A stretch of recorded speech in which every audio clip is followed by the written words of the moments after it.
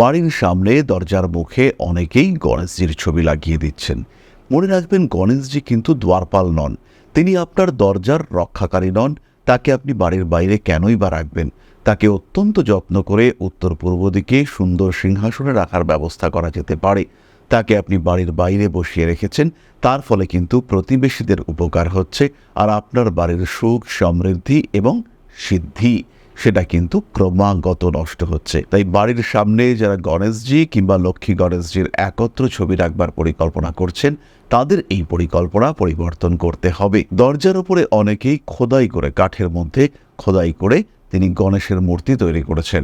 সেই ক্ষেত্রে সেটাকে সরানোটাও ভীষণ কঠিন হয়ে যাচ্ছে। যদি কোনোভাবেই তাকে সরানো না যায়, তাহলে তাকে খুলে কাঠমিস্ত্রি ডেকে উল্টো দিক করে লাগিয়ে দিন। অর্থাৎ যে দিকটা প্লেন রয়েছে সেদিকটা বাইরের দিকে থাক, এবং যেদিকে গণেশজির মূর্তি রয়েছে সেটা আপনার ঘরের দিকে থাক। তবে উত্তর পূর্ব দিক ছাড়া গণেশজিকে কিন্তু খুব একটা বসানো সুখদায়ক নয়।